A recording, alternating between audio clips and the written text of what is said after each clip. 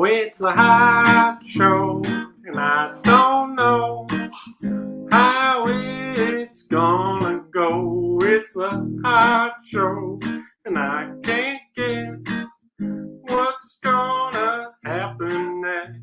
So come on and join in. Let's do the hot show.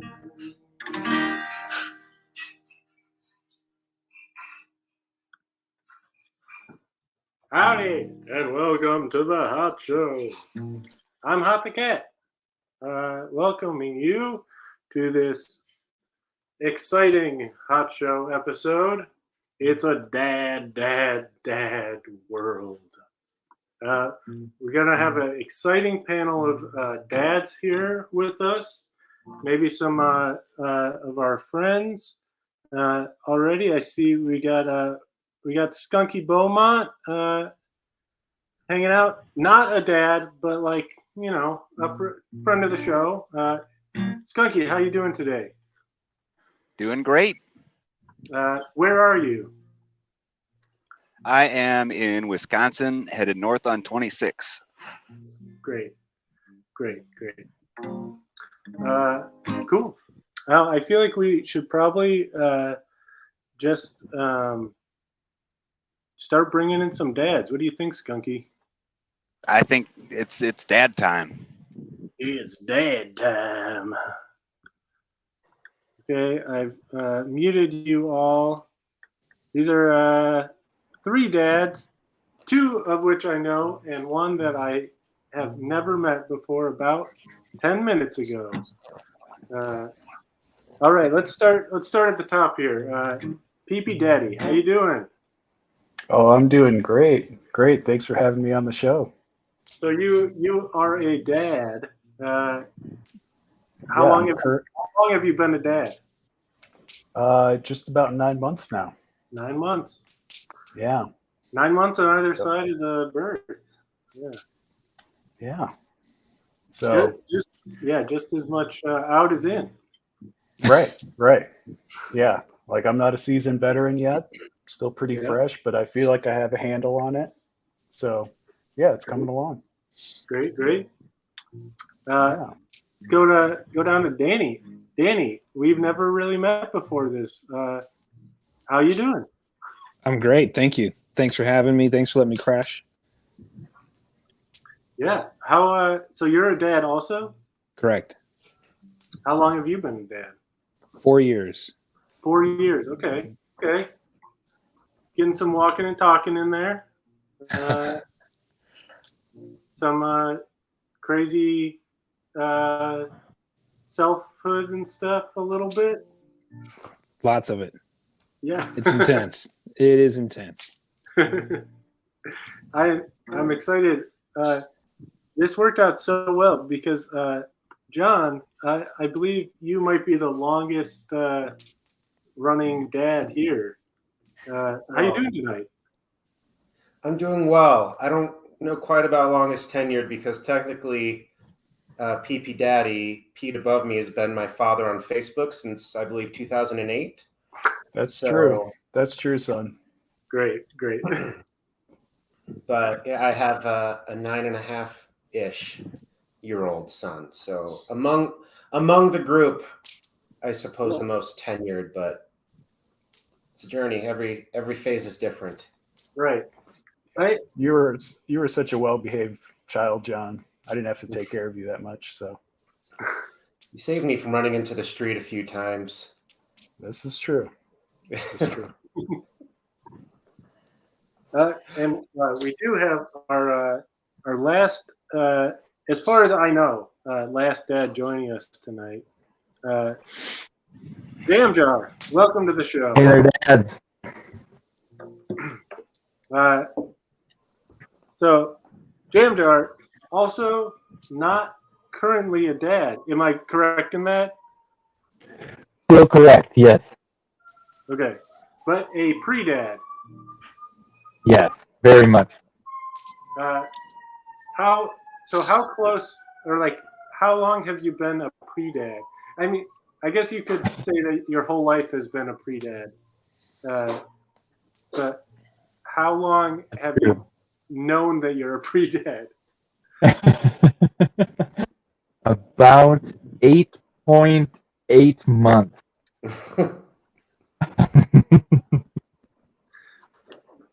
Very close. Yes. Yeah, since about 4 weeks before my wedding. Great.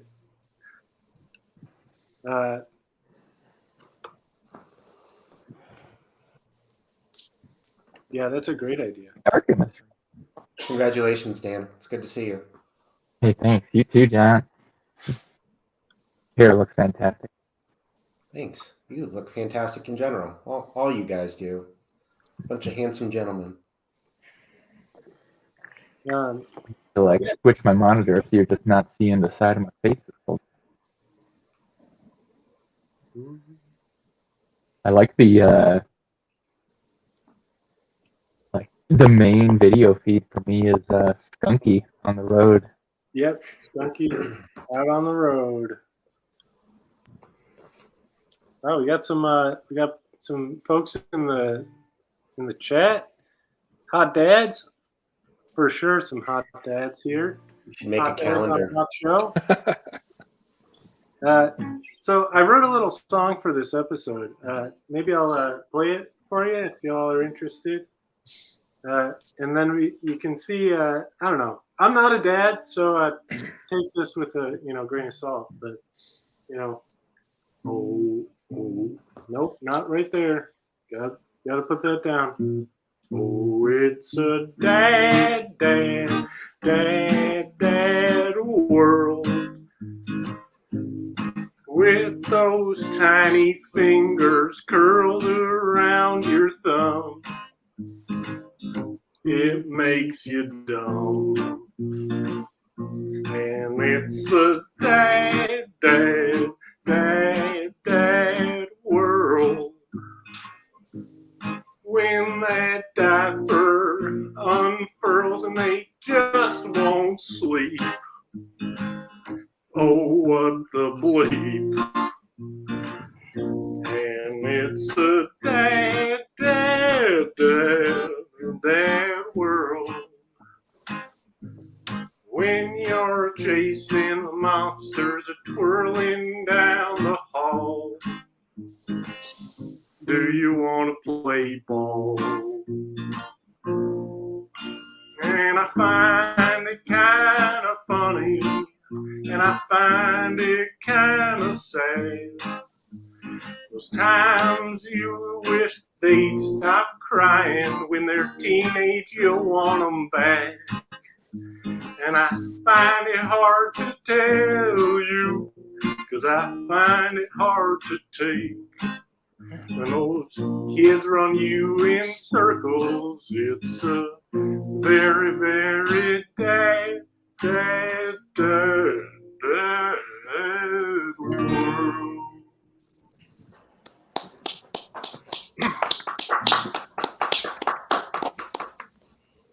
Thank you. Well done. Do you feel like I captured some of the experience of being a dad? Yeah, I'm shocked you're not a dad. It's pretty good. As far as we know. Yeah, right. As far as I know, I will say, yeah. As far as I know, I am not a dad. Yeah, pretty solid. Yeah. So let's I don't know, let's get into this. So I guess actually here,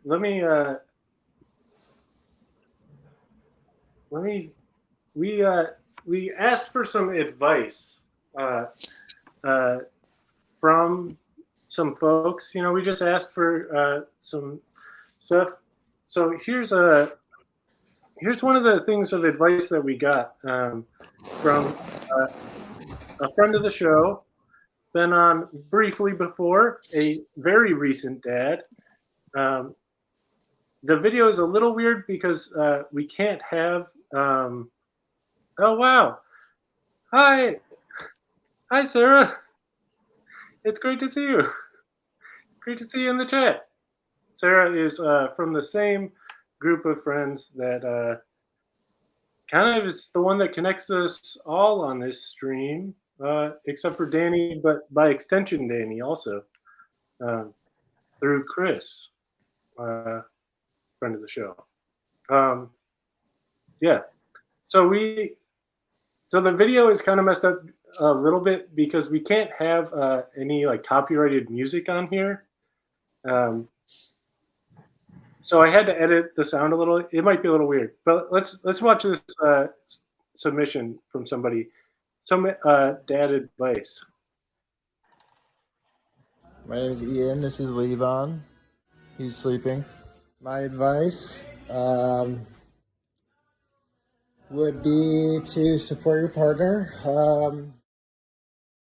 Forget about sleep. And I don't know, just do it. You don't know what it's going to be like until you're just in it. And you just do it. I don't know. Bye-bye.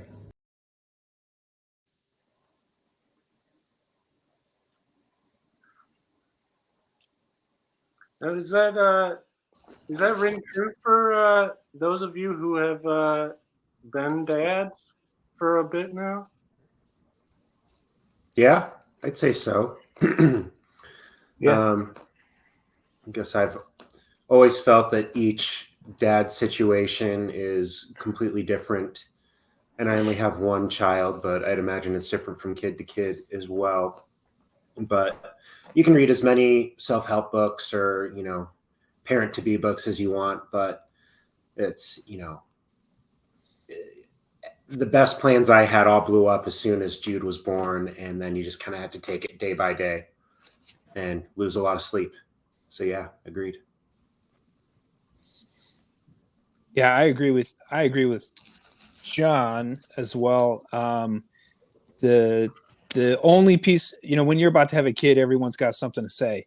Everyone has a piece of advice. Everyone thinks they're an expert, but when and it's overwhelming.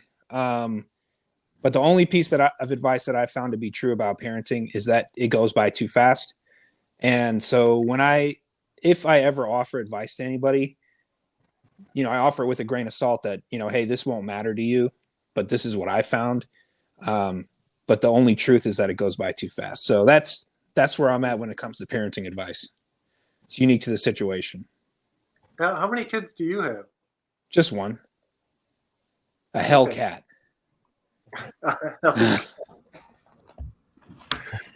How old is your kid? She's 4. Yeah, she just turned 4 2 days ago. Oh, nice.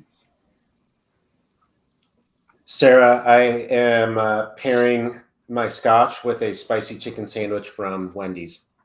It's gone now. Great combo. A man of sophisticated taste. If you've noticed, my pinky's been out with every sip.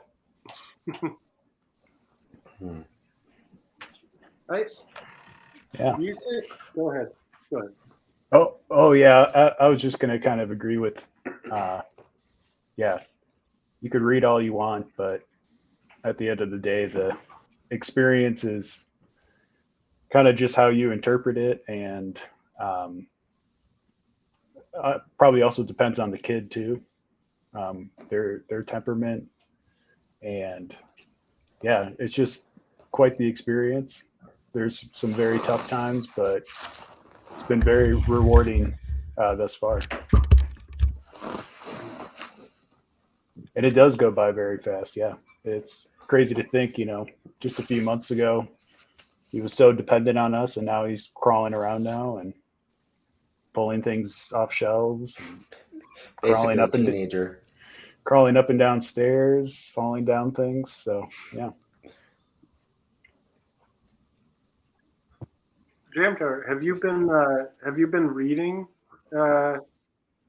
lots of books? I've been trying to. I'm a few chapters in to a few different books. Wish that I was a few chapters further. Not too nervous about that. Also kind of just trying to prepare myself for the the exam at hand kind of thing. First is the main event, and I feel like I'm generally kind of prepared for that. In supporting my wife and being generally prepared around the house. But I wish I had read more. And just happenstancely, my life has gotten just very kind of hectic and busy professionally at the moment. Just can't wait to be removed from that at any moment to focus more on income. Yeah, a lot of nights kind of falling asleep at 7:30. And that's before Wishing the, I'd, that's before the child is born. yeah. I'm Yep. I'm curious, Dan, and other dads as well. I would say probably the month before Jude was born, I felt like in this state of limbo. Like I was just waiting. Like, I had lunch with a friend and he had said, like Laura could give birth at any day now. And I was like, oh my God, you're right. And after that, I just kind of felt like life, and I was just waiting for it to happen. And that, I don't know how to describe it, but it was just like this weird limbo time where I was waiting for the next chapter of my life to start. And it's not that the time didn't count, but I had prepared all I could. But anyway, Dan, do you have a similar feeling right now? And other dads, did you ever feel something like that? What was interesting, when we got pregnant, my mom was sick, so she was in the process of dying. So we were taking care of my mom, and we had moved from Colorado to Milwaukee to do that. So we had a lot on our plate while my wife was pregnant, and so we didn't have a lot of time to really, unfortunately, kind of have time for ourselves in that capacity. But I will say, coming home from the hospital, it's number one, you're really going to let us leave with this child? You're insane. Like, this is not, aren't you going to help us? Like, where are you? Why are you leaving us with this kid? And then two, I remember walking in the home and the house was a blown up disaster because obviously my wife was pregnant. I was working and, it was just a nightmare. And I remember walking into like this former version of my life. There was still like fast food from the night where like we went to the hospital, then they sent us home. I got my wife some food. She fell asleep in the bathtub, didn't eat any of the food. We come home, the food's still by the bathtub. Like everything's still there in this former life. And you're like, what?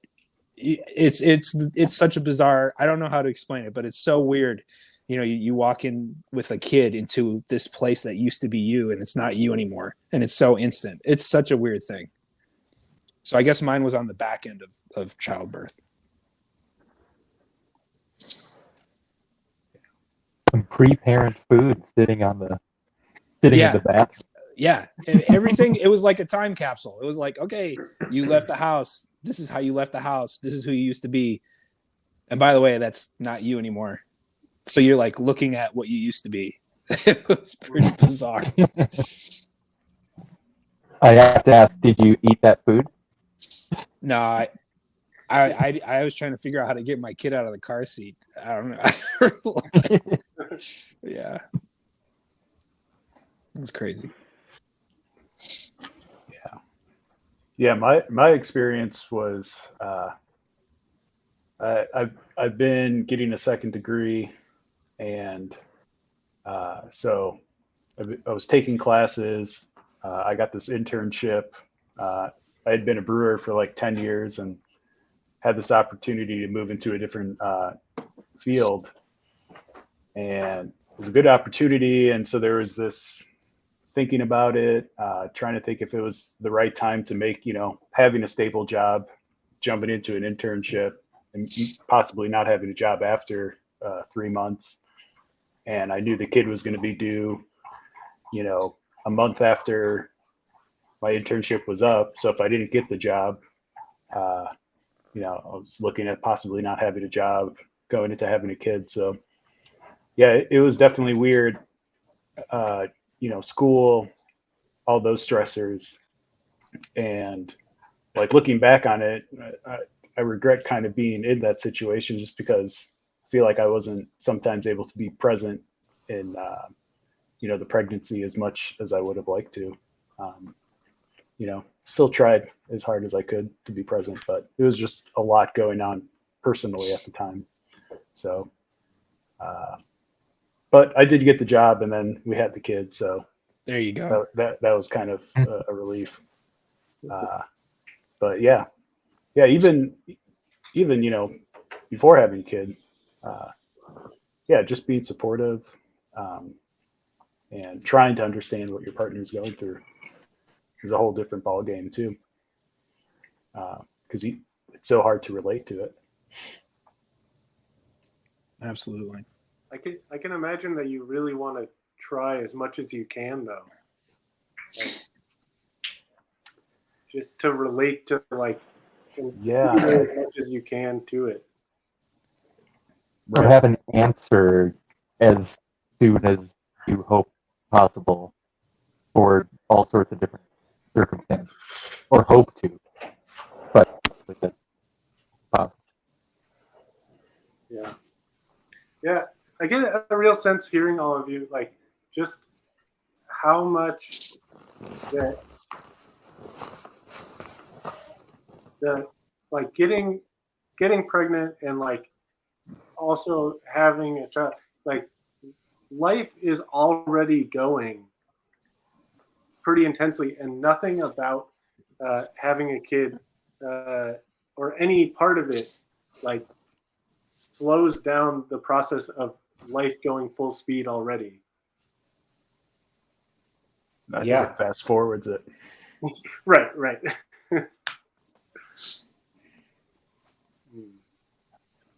I'm you interested to still come out have the other side. jobs, bills. Oh, sorry. Go ahead, Dan. Oh, sorry. Yeah, just interested to come out the other side and have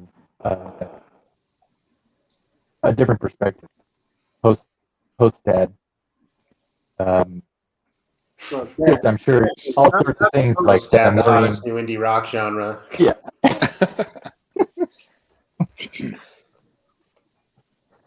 Yeah, just different perspectives, not being as worried about certain things.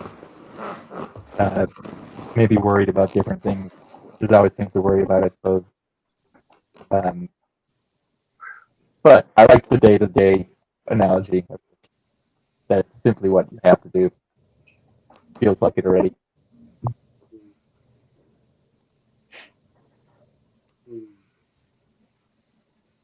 So we got another little video.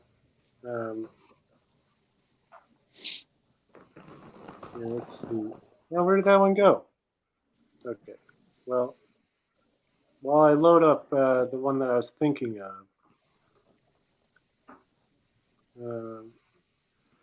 we can play this this other dad advice.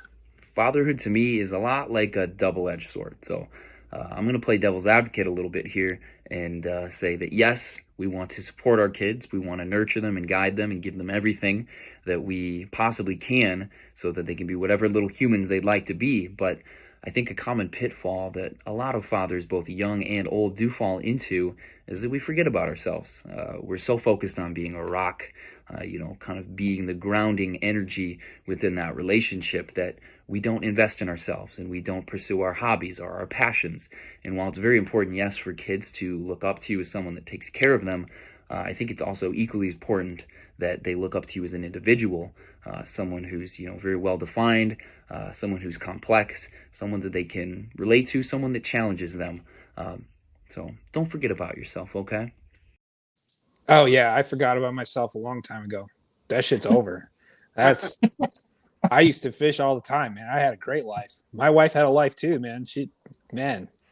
Yeah. That's gone. So did you say when you moved to Milwaukee? Was it after kiddo? No, that was pre-kiddo.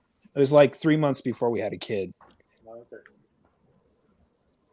So my wife never lived here. I grew up here, but I was never an adult here. So, people be like, oh, where do you like to go out and eat? And you're like, yeah, I don't know. Yeah. So we had to it was crazy. And then immediately we had a kid. And then not long after that, then of course COVID hit. So it's trying to find your identity, and then not having a lot of family support. Man, you're really on your own. And then now we've had to get childcare, and that's expensive as hell. And so then every minute you're not working, you're trying to make sure that you're with your kids so that you don't have to pay somebody to be with your kid. And it's not a lot of time for yourself. But then at the same time, I try to remind myself, and I don't know you guys, but I know Chris, so I know you guys have had incredible adventures and done some really cool stuff, and still do. I don't know you guys, but I have to remind myself, my greatest adventure now is raising this child. That is my crazy trip of the year. That is my, whatever backpacking trip. That is it. I do appreciate the remember, take care of yourself. I need to take that advice for sure. I could take better care of myself, but man, it is hard. We all live in America, man. It's you got to go to work, you got to do the thing, you got to show up. It's tough. It's not easy. Yeah, it is tough. Before you always had mountains of energy to wake up super early and, be like, oh, I'm going to go do this before work. I'm going to go ski a few laps somewhere or go do this. I used to be this, because of my job, but I was always up early. I was up at 5 a.m. a lot of times. Now I'm if I could sleep to 7, that's awesome. And right. If Arlo doesn't wake up, I'm keep sleeping. So yeah, I think some of that too has to do just with you fall out of your, former self of having that energy and motivation to do those things, because you're working all day and then you're coming home and, clocking into a second job in a way of well said. You got to take care of someone, make sure they don't hurt themselves. Right. It's just you're on high alert all the time. So yeah, Totally. It's a cliche, but the phrase "a new normal" really applies to being parenthood. You have a normal, and then there's this other human in there, and you got to figure out what that means for you, and you got to do your best to make it work. And there's times that are harder than others. I know I've been a single father for most of Jude's life. And there was a few years where it was a schedule of I'm up at 6, I'm logging on to work. And then at 7:30, I'm waking up Jude, making him breakfast. And then I'm taking him to school and immediately riding my bike to the office, working for 6-7 hours, and then riding back and picking up Jude from work, and then cooking, cleaning, and then going to sleep and just being spent all the time. That was right in the middle of when ppdaddy got married, and I flew out for just 5 days. And I flew out, I purposely took a few extra days on that trip just so I could hang out and be my own human for a couple days. And my family watched the kiddo for me. That's great. And if you're able to have friends that can help or people that can support, that is just the most valuable thing. You talk about how expensive daycare is, or even babysitters. It really makes you think and try to ration out that free time that you do have, because man, especially when they're young and helpless, all kids are kind of helpless to some extent, but yeah, that free time to recharge is really important.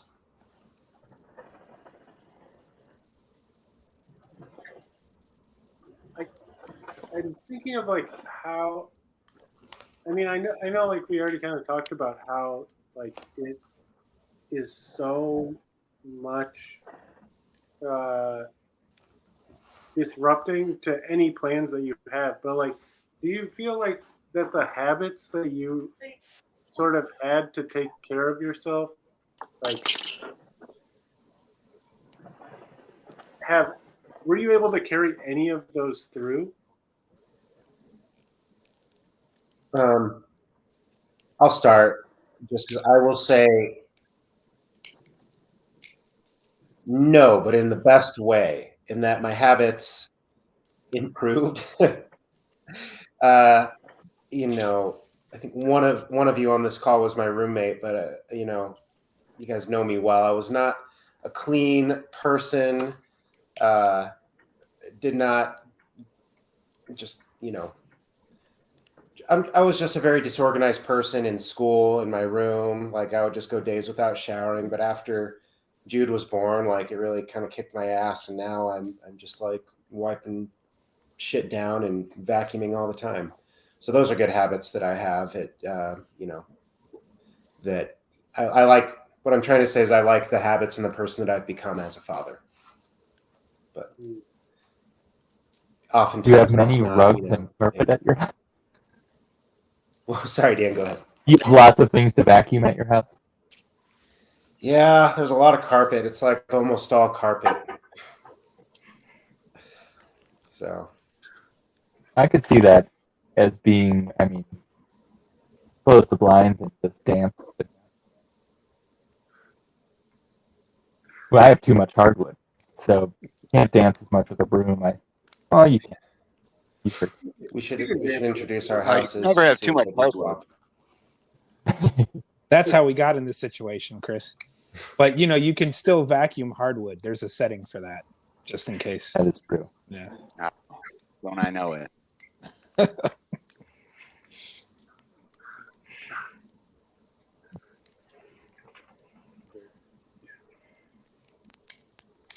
So for me, like my former career and when we made the transition to move back here, I was the associate artistic director of a dance conservatory. My wife was lead faculty. Like we were still very physical in our professions, and we moved back to Milwaukee, and there is no art scene that can support us the way that we had been previously. So I had to actually do a whole new career. And so the way that I took care of myself was being physical in the studio, working with the kids and, you know, running rehearsals and working on choreography or whatever the case was.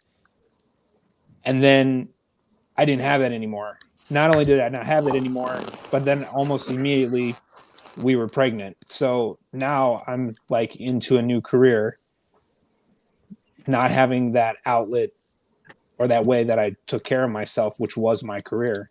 And I have not been able to like reconnect to anything that's been able to replace that. So That's a lot of big changes. yeah, it was a lot. Yeah, I understand that. Just being a physical person, like all my jobs before my current job were always physical, and I was into a lot of sports. You know, just exerting myself all the time, and kind of losing that part. That's been tough for sure. That was definitely an outlet for me, dealing with work or any stresses in my life. So trying to figure out a way to gain something like that back in your life is definitely a challenge.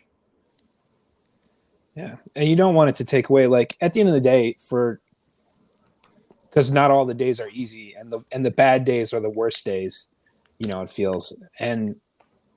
But when you think about taking that time for yourself, you're like, oh man, I do not want to miss the time that I have off, which is limited, and miss out on being with the most magical thing on earth. Like, for as much as they can drive you crazy, boy, the magic and the reward is unparalleled. So then you're like, no, I I can't go do something for myself because I'm going to miss this magic at home. So it's complicated. That's a balance for sure. Yeah, when Arlo Jude- started to go to Sorry, go ahead. daycare, he'd wake up, we'd get him ready, take him to daycare, pick him up, feed him, get him ready for bed. And at a certain point, we were realizing, like, wow, 5 days a week, we only see him for like 2 hours a day, which is a very strange feeling. And then it like beckons like, well, who's raising my child? Who's raising my child? What, do they align with us? You want to give your kids a broader worldview. That's cool. Like, support that. But like, man, what are they not getting from mom and dad? And what are they getting from somewhere else? And do all those things come together in a way that, we support? And you're spending a lot of money to have someone else raise your kid. That's a lot to think about. We've gotten a few questions in the chat. I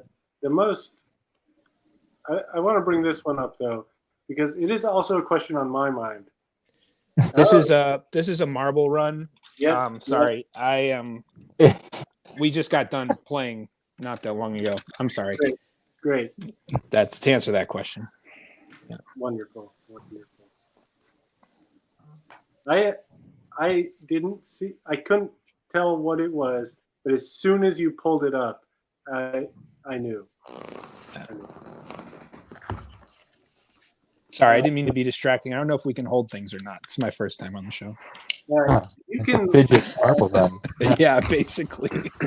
you can do anything here. You can't play copyrighted music, and you can't have nudity, I think. Great. Well, Chris knows I hate nudity, so we're safe. How much skin can you show? Elbow. We got this question earlier, which I'd be interested to hear some. What is the most intelligent thing your kid has said or done that surprised you? I mean, I'm sure for those with older kids, I'm sure there's probably been a lot. But I don't know, just something that has jumped out.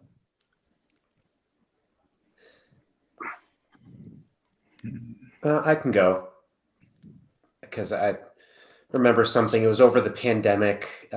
Jude was doing his entire first grade year online, and there was a lot of anxiety in that. Thing is, he, going to be up to date with his class? Like, is he, learning enough? Because he was on headphones like all day, just on a Zoom meeting or like this. And I had no clue kind of where he was. And 1 second, I was reading a book. Actually, this book. It's called How to Be a Normal Person by TJ Klune. It's a very sweet and cute book. But he came up to me and was like, "Dad, are you not normal?" And it was just in that moment that I realized that he could read like really well. Like he knew what was going on in life and stuff. I don't know. It was just a very cool moment where I realized, oh, like you can read and you can process these thoughts and you can see what's on a page or on a TV screen and, start being able to, it was just a next step in being a human. And, since then I've, taught him etiquette as far as, ordering at a restaurant or, we read books together and talk about them, and it's very cool. So that was one moment for me where I was like, oh, very cool. Like you're further. I had no clue that you had learned this much. So that's great. And I think it might have been because of all the Netflix we watched through the pandemic with subtitles on, but anyway. Well, I'll hop on. I'll start with the good stuff, and then I'll get to the great stuff, or the great stuff and the good stuff. I'll start with the funny stuff. One thing that surprised me was my daughter saying, how do we get out of this damn place? I love that. Was incredible. And Getting then swear words out of their little Oh. mouths is the best. it's the greatest. Perfectly And then played. a couple nights ago, it was the 19th. I said, guess what? I was putting Isla to bed. I said, guess what, Isla? She said, what? I said, tomorrow you're going to be 4. And then she says to me, Dad? I said, yeah. She said, guess what? And I'm like, what? And she goes, chicken butt. And so like that was huge moment. But then there was this one time, it was probably within the last year, where she woke up, she came into bed, she hopped into bed, and she like got on my chest and looked me square in the eyes, and she said, Dad? I said, yeah. She said, do you have to go to work today? I said, yeah. And she looked at me and she was serious, and she said, be helpful and kind. And she meant it. Like, she was like, you better do this or I'll find out. And we're going to have to talk about this because this is how we operate. And I ended up having to like run the store that day. And I had to have the staff meeting and pull everybody in. And it was like, became the thing of the day. I'm like, hey, by the way, we're going to like operate on this, like be helpful and kind stuff, because I feel like we could all use a little bit of this. And so, yeah, that was super cool and super surprising. So love that. Got a wise one. She's awesome. But we all do. We all got great kids. You know, we're all lucky. So ppdaddy, has there been anything 9 months, you know, he's still pretty young. But it's fine. Yeah, I mean, I think a lot of it at this point is I don't know. It's really interesting, like being along on the ride with someone as they like discover the world around them. Just like any little thing in the house that Arlo will like grab and feel and touch, and you know, like the sensation of holding that, or pull something off a shelf and it makes a sound and he laughs, you know, or just like hitting something and it makes an interesting sound and he's obviously amused, you know. It's kind of a neat experience, like observing those moments. So no, he hasn't said anything yet, but you know, yeah, I think it's more just, you know, I can't pull anything off the top of my head of like what has surprised me that he's done, but you know, just watching him kind of start putting 2 and 2 together with certain things. Realizing that if he hits this one thing, it makes a certain sound, or it kind of sounds like watching that in like intelligence kind of develop and unfold. Right. You know, he's like, he pulled himself up, you know, 2 stairs today, right? I mean, that's kind of a big deal. Like he figured out how to balance his way up 2 stairs, you know. Of course, now we're like, oh God, we got to put all these cages up now, and so yeah. On the opposite side of the most intelligent thing, one thing I was not prepared for was like the things that I would have to tell them, like the rules that I would have to create. Like, to me, thinking these are things I shouldn't have had to tell you not to do. Like once we were at a hibachi restaurant for a friend's birthday, and like all the kids were sitting on one side and the grown-ups on the other, and he like put some oil all around our grill and he lit it on fire, so it was like this big circle of fire around our grill, and Jude took off his mask and started like putting it over the fire. And like 3 parents like, no. And I was like, Jude, like I shouldn't have to tell you not to light your mask on fire. Like, what were you thinking? He's like, I really don't know. Like, I just thought it would be cool. But yeah, stuff like that. I don't know if it's just a boy thing or just a kid thing, but yeah. I don't know, Danny, if you've had any of those moments where you've been like, man, this is a rule that is very unique in life. Yeah, I mean, I can't think of anything specific, but we've certainly just tried to be like, I imagine we're all similar in age, but like when we grew up, our parents are like, instead of taking the time to teach you something, they're like, you don't touch the record player, you don't touch any of the things, you don't do any of the things.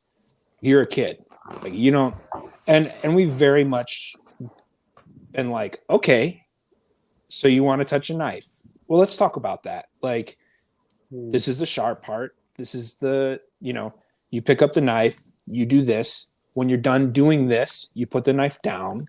And I mean, like, and being very transparent. Yeah, I'm sure there's something that has happened, like what you're talking about. But in my experience, just being transparent and forthright and, letting her experience things. Like I had a friend who lives in Alaska who his oldest daughter grew up on a tugboat, World War II tugboat, with no baby gates. Like the consequence is you fall into the ocean.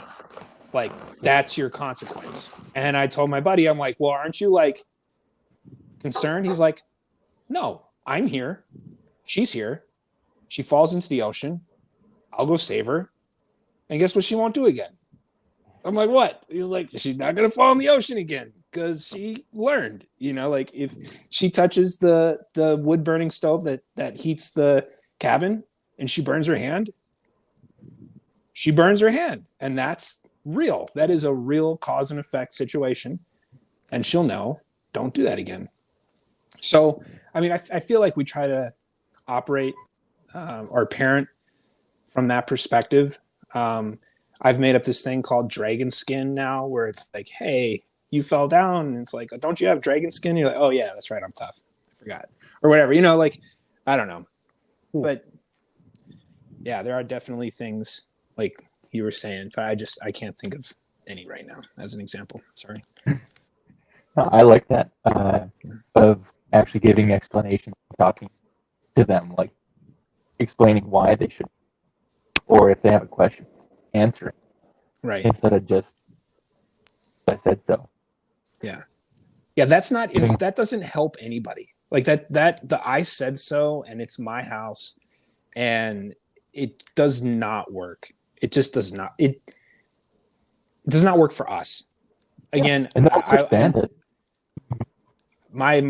Again, this is specific to our situation. It just it doesn't work that way for us.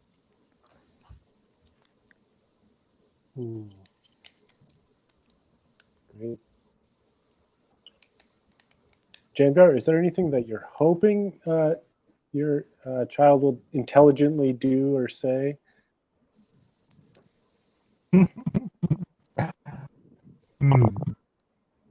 Organic math. Yeah. Like, oh, Dad, I really like this music. Who is it? Or like, yeah, you should keep working on that. It's sounding good. Just like an encouragement, buddy. Yeah, I don't know. And I'll encourage them right back. Yeah, I don't know. I guess a lot of people might hope that they are interested in the same kinds or similar kinds of things, so that you can maybe show them your experiences or impart any kind of like, well, these were my struggles figuring some things out in this certain field. Here's some shortcuts, or choosing when to not relay that shortcut because that longer, earlier path is formative. Yeah, I don't know. But at the same time, just kind of hoping they're interested in things in general and encouraging. Yeah, Or see, kind of like to what that second video that you played of like presenting yourself to your kids as like, yeah, focusing at least when you can on your own interests and hobbies, and whether they follow a similar interest or hobby, or if that just drives them to follow whatever they're interested in, because you're making a point that it matters. I'll tell you along that subject matter, get ready for some really, I don't want to say painful, but some difficult to process experiences. The other day I was at a get together and there were some young people there, and I guess they were, it was kind of like all the people's kids. They shut themselves up in a room and to not be around adults, and so they were listening to music and they were kind of shuffling through stuff, and I guess a Tribe Called Quest came on, and one of the kids came out to get some snacks or whatever, and of course got grilled by all the adults, like, what are you listening to right now? He's like, it's a Tribe Called Quest. Oh, I used to do a Tribe Called Quest. He's like, I don't know this. And then one of the other kids was, like, I have totally heard this is grandma's music. And it's like, oh man, you get blindsided by this shit. You are completely emotionally unprepared for the way that children will connect things together and remind you that, like, your experience with a payphone was real, and they'll be like, yeah, one of these old movies I was watching. You're like, no. But it's like a calculated jab at some point, I'm sure. Yeah, it becomes deliberate, but there are so many just like innocent moments where they're just being totally forthright, totally unguarded, and undirected, and you just get hit like a train. This is sort of. I have those moments, but also there's it's like the other side of the same coin. Being able to like share those things that you love so much with your kid is awesome. Like watching Hey Arnold with Jude and him laughing, like it's just like he's actually been on a huge Simpsons kick lately. Good. I don't know how appropriate some of those episodes are for a 9-year-old, but it's Christmas break. You're doing the right thing. I always say that I learned more about American culture from The Simpsons than I ever learned anything in school. For sure. He will hear things and then ask me questions about it later, like, who's Ronald Reagan? And stuff like that. But how much time do you have? A thought came to my mind, and I am perfectly okay with no one being willing to answer this question. But the question that came to my mind was, when your child has been upset at you, like, what is the worst curse or action that they've done to you?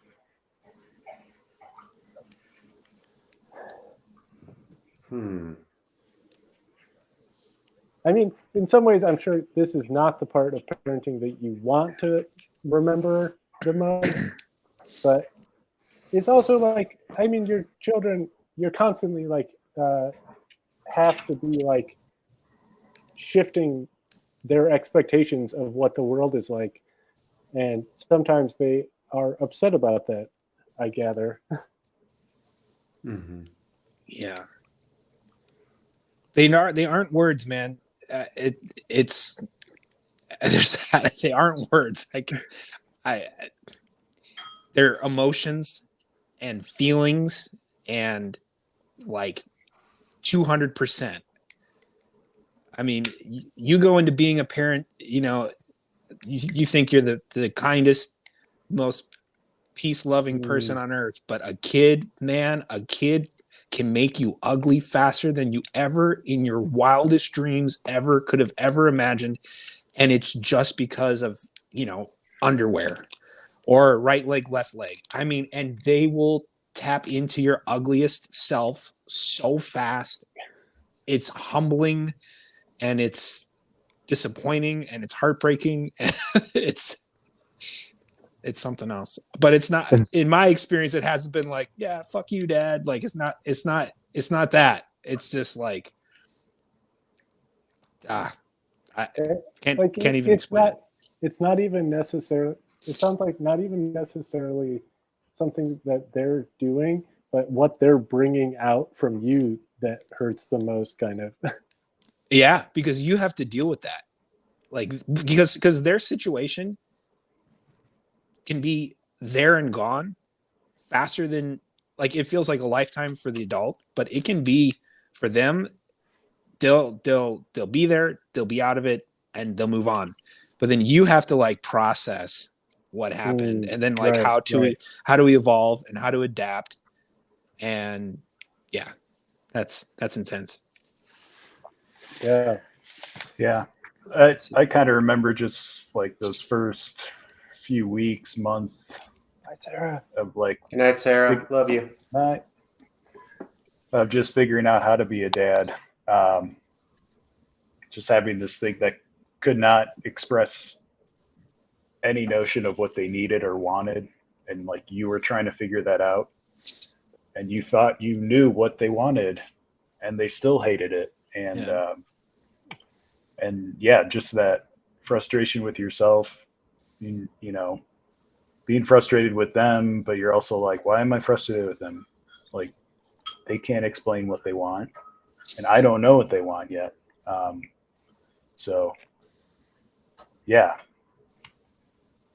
Those are all very difficult and tough emotions to deal with. And I just feel like that first month and a half, like 2 months, was just a very tough moment of just figuring it all out. So I don't have it all figured out yet, though. But What? After After 9 months? Yeah. Could have made another kid by then, coward. Yeah, sure could. Right. That was the scotch. I'm sorry.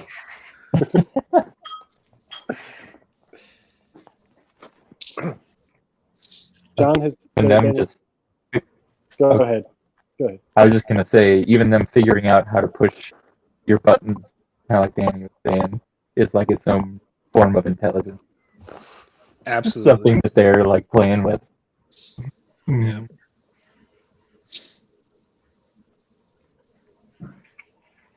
John, has there been anything in particular that you've experienced? You because you have a child that's a little bit older that I'm sure has learned all of those buttons to push. Yeah, he does not push them all that much. And I'm sure I sound like every other parent, but he is genuinely just the sweetest, kindest kid. And we don't. He will get on my nerves, just normal kid stuff like, why did it take you 25 minutes to brush your teeth? Like, we got to go to school, type of thing. But overall, he's just a pretty agreeable kid, and I feel like my parents will say it's because you're such a good dad, but I do my best. But I think just the kind of person that he is and that he is becoming, as a result of his environment, is just a chilled out, loving, very affectionate person. Well, look at you. He does get really upset when I tell him to take a shower. That's like our one contention. I'll be like, Jude, it's shower night. He's like, ugh. Now, I've so I have some nieces and nephews, and so I've seen, the little bits, but my brother's kids all will fight about food and like being very picky eaters and everything. But my sister's kids totally fine with eating, but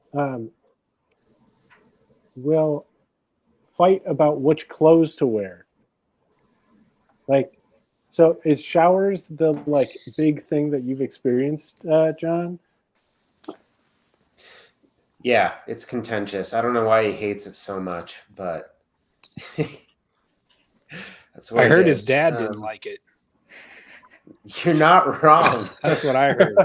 that actually brings up a question that I had thought of, which is like, what did you do as a child that you expect retribution for through your child? Like, you've got this karma built up that you did on your parents, and it's going to be coming around, or has already come around.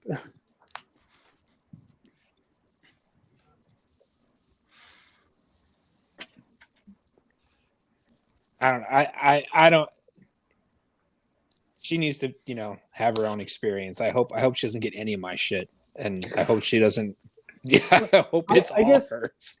No, I guess what I mean is like, what is like, what did you do that to your parents that your child has done to you, or you hope they never do to you that you did to your parents? I don't know. Yeah, that's a tough one. That's a tough question, man. Because I think it also depends too, like how did your parents handle like your fuck ups? Yeah. You know, was it the end of the world, or was it like coming from a place of understanding and being like, hey, you fucked up. How can I help you not fuck up again? Because that was really bad, But if it was an all out, blow up meltdown, and you were made to feel like you did something so terrible and it would never be forgiven, and they're going to hold it over your head, I don't know. That's a different question. Yeah. I don't know. That's very complex. I know I've done dumb things as a kid.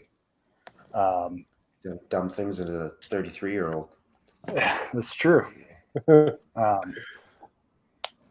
But I guess I look at it more as like, I know he's going to mess up, but how am I going to handle it?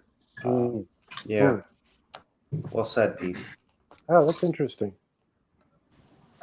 Yeah, I don't know. I was thinking about it like in terms of like, I don't know, the times that I did something that like, like I know that it put a lot on my parents to have to deal with that. And I was like thinking of how like that kind of, I don't know, like, I guess like with my brother's kids, like there are certain ways that I know my brother was that his kids are exactly pushing those same buttons that he pushed on my parents. But like also the way that you're kind of responding to the question makes me think that like being a parent changes the meaning of that question a lot. Like it really changes, like, because it's not just like this abstract idea of like, oh yeah, like I did this thing. Like, no, you're the parent. You have to be the adult in that situation, and you can't really just be like, oh, like, fuck, they got me. Like, no, I'm also like raising this child. Like, I'm trying to figure out how to help them be a better human. Yeah, and ultimately those my- experiences that we had, I mean, those made us who we were. So like I wouldn't want my kid not to like, smoke weed, or, she's already kissing her boyfriend in school. Like I want her to have those experiences. Like those are developmental, like you gotta go through that. And I think as parents, we just have to show you like, hey, these these are the lines. Like, just don't go, like, if you smoke weed and you're at a park and someone calls the cops and you get arrested, well, you fucked up. Like, you were wrong, you know. So you try to, like, I don't know, put bumpers on it where they're like, hey, you got to go have these life experiences. I'm not going to be over your shoulder all the time, but don't be dumb. You know? Next time, smoke it off an apple and then throw the apple. Exactly. I mean, you know, Eat it. Smarter Those about are the evidence. right, They don't test apples. right, exactly. I My think one of those bumpers- things along those lines is being in a position as a parent to communicate like, hey, I know you do this. I don't love that you do this, but I want you to know I love you. And if the consequence drops on you, please let me be the one that you call. Right. Mhm. And I if was not, always terrified to call my parents if I was in trouble, and that's something that I don't want for my kid. Like, Right. right. Yeah, totally. I was same boat. Like, they were the last people I would call. But also, or as a parent, alternatively, like making sure that your kids have other trusted adults that that you appreciate that they trust. Like you don't want them just reaching out to like like your cousin's brother's dad's roommate or whatever, just because they know him and like you Charlotte, smoke pot yeah. with him. Don't let him be the one that is getting the call from jail, like, because that guy's an idiot. Yeah. Let it be the parent, let it be somebody that you trust as a parent that's in that circle, and like let that be understood. Mm-hmm. I think that's something that is built up. I guess how I feel, built up throughout a lifetime.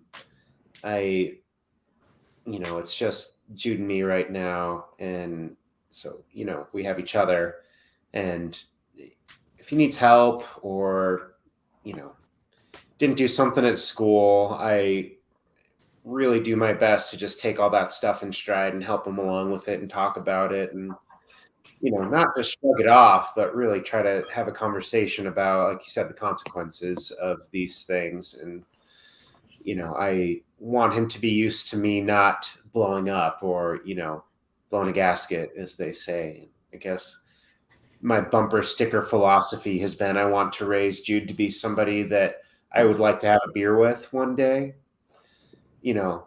He's 9 right now, so maybe I'll wait till he's like 11 till we have a beer together. Solid. But yeah, but anyway, yeah, that's all.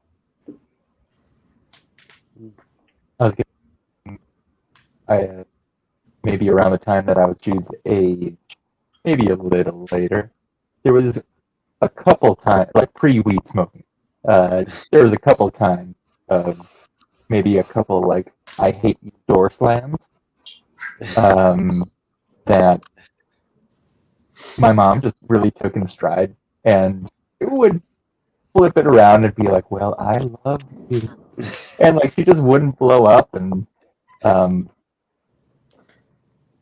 like we would eventually have a conversation just kind of like after I would kind of cool off or whatever, and I'm glad there wasn't a ton of those, but it's kind of prepared me for, like, I hope I don't get the hate you door slams, but if it happens, it's just part of development, and I didn't actually hate her, and she knew it, and she didn't react in any kind of way that was memorable in the other end of that spectrum. Like, I remember it as her just absorbing it and being like, yeah, I know you don't, and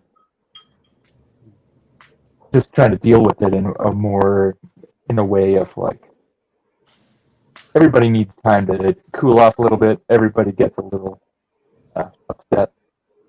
That's not the way to handle things, but I mean, the way I handle it as a 10-year-old. Whatever.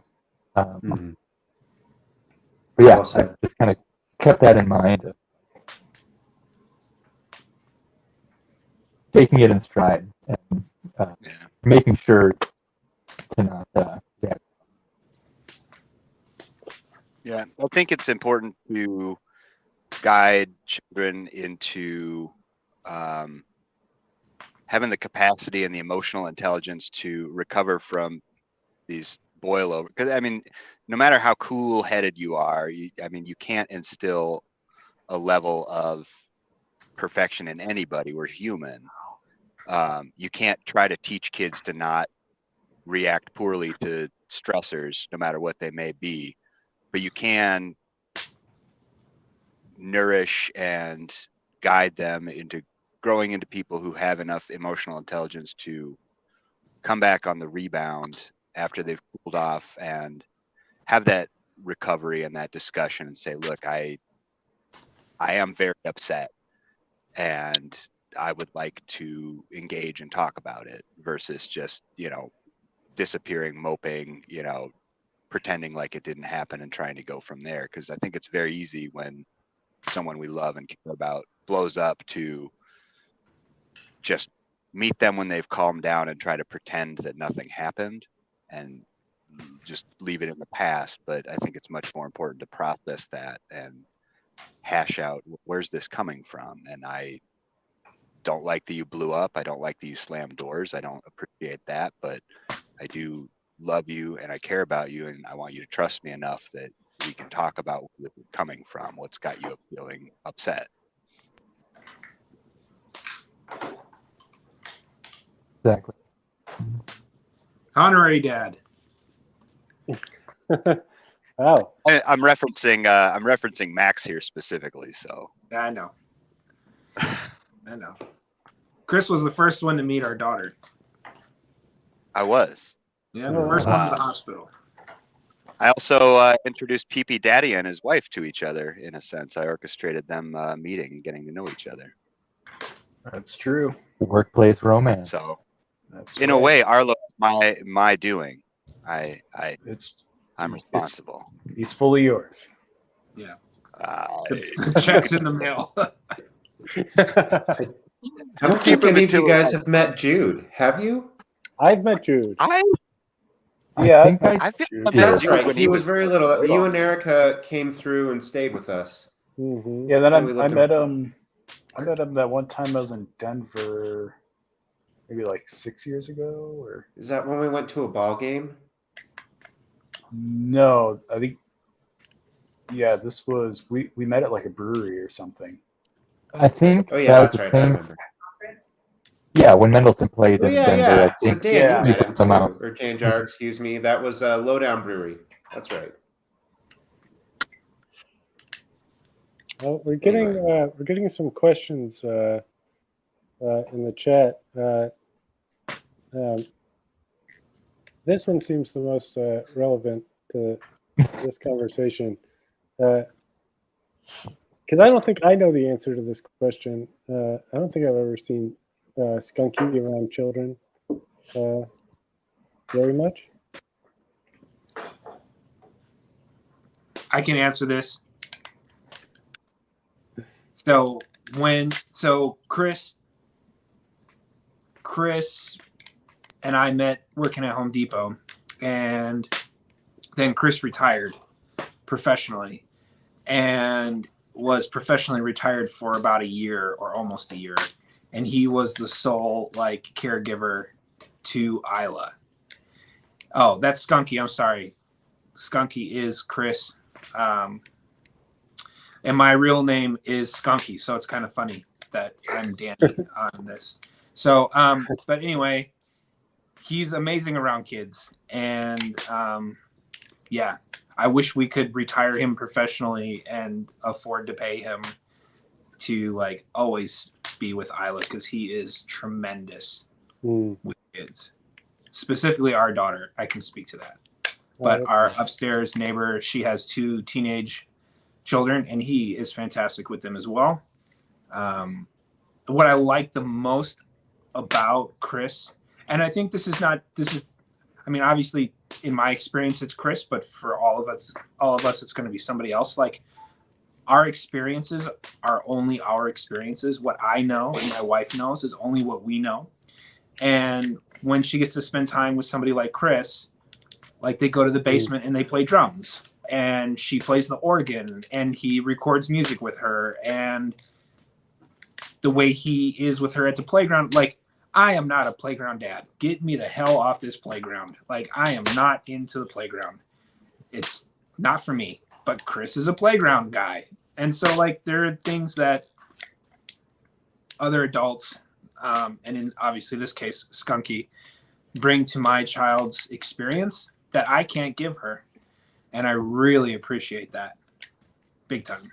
I remember once in college just hanging out with Skunky, and we were just standing around. I don't remember what we were doing, but you just pulled some chalk out of your pants and started drawing on the sidewalk. I was like, that sounds cool. That looks cool. Anyway, it seems like something that my son in particular would be very into. Like, yeah, let's do this. I remember the time in college. Candy, but it's chalk. I'm glad that it's just the chalk. I remember in college when there was a time I was hanging out with John Garcia there, and you know, I knew it was time, and I hate to take this away from ppdaddy, being that he is in fact John's actual father, but or Facebook dad, but I came up to John, and I had I had a banana in my hand, and I was telling him it's time for me to teach you how to put on a condom. And he asked me, he said, well, what's the banana? And I said, I can't get an erection on an empty stomach.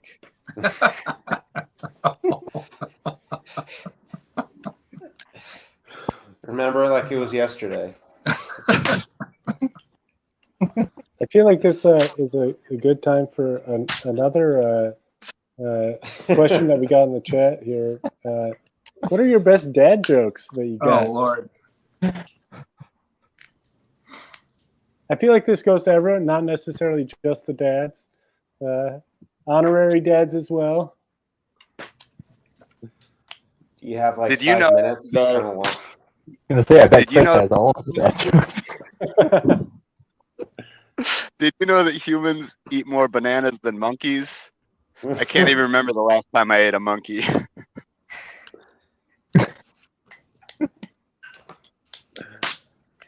I just don't know where to start. I have to find a place to start. Oh, there's something. Now, I mean, here, like, there's some great dad jokes, but I feel like one thing about like the best dad jokes is that they just are situational, kind of like you just like fall into them. Yeah, the Yeah. comedic timing and circumstance context is ultimate. Yeah, you'll be at the restaurant and somebody orders a quesadilla, and you say, well, how about you get one dia before we order up a whole case? Right. That would be right. Perfect example. I remember a good one my dad told me that was very situational. It was one Thanksgiving. I was salt curing a duck breast, just trying to make some, homemade charcuterie. And my dad walked up and was like, hey, what are you doing? And I said, I'm curing this duck. And he said, I don't know if you can cure it. It looks dead to me. Like, man, Big that was job. good. Lightning fast. Oh man. Let me real quick remind John Garcia, you have promised me that when your dad gets around to getting a replacement glass eye, that's the old one. You get the old one? Yeah. You told me I haven't that. forgotten. All right, just a reminder. And if you know Chris, he means it. That's the weird part. That's what's odd about that. Yeah, we It's do. about the same time as the chalk in the pocket. You also had a raccoon penis bone. That, That was actually my introduction to Chris. I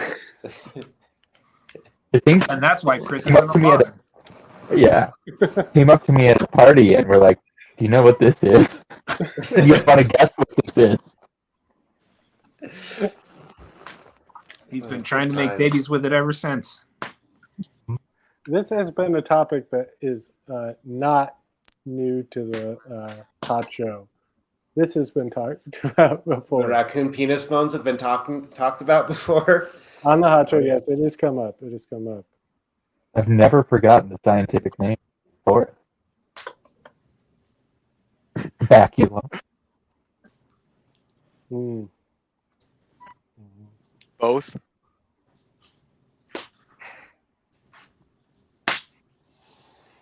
Let's see. We got another question. Oh yeah, here we go.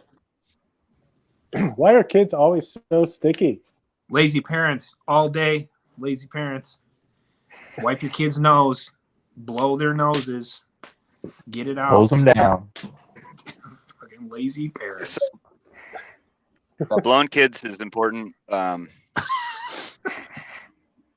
Really, did you guys know that that Big Popsicle and the wet wipes industry are owned by the same parent company? There is a correlation. In cahoots. Got it. Yep.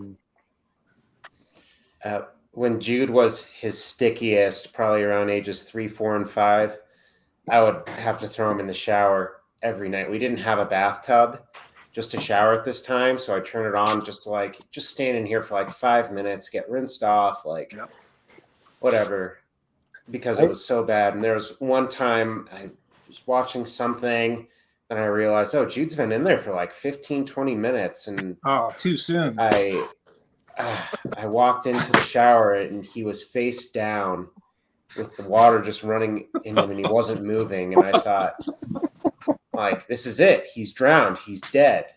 So I went and shook him, and then he got up and was like, "Oh, sorry, I fell asleep." Dude. Anyway, I feel like you might be he's alive. have started digging into why Jude doesn't like showers. Maybe it's just another chore for him.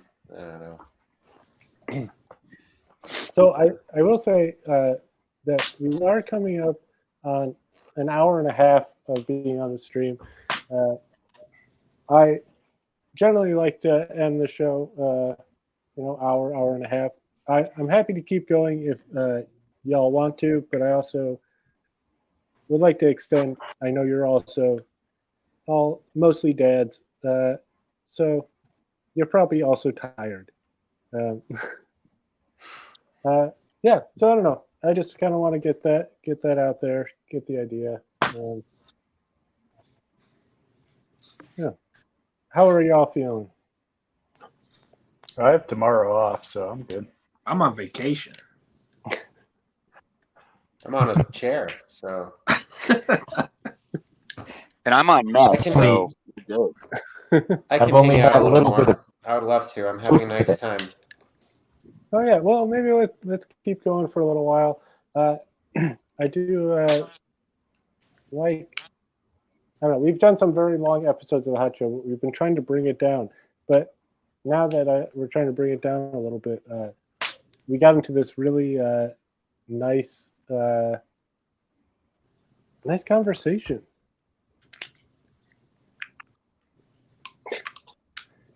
Here we go. Here we go. That was great. Wonderful. Love that. Super good. Well done, Purple Crane. I just add some commentary, and Danny, maybe you can relate. Just around the holidays, nothing prepared me for the amount of toys, aka just a lot of useless plastic junk that is given to my child every year that he's excited about for a couple weeks or months, and then it's just there.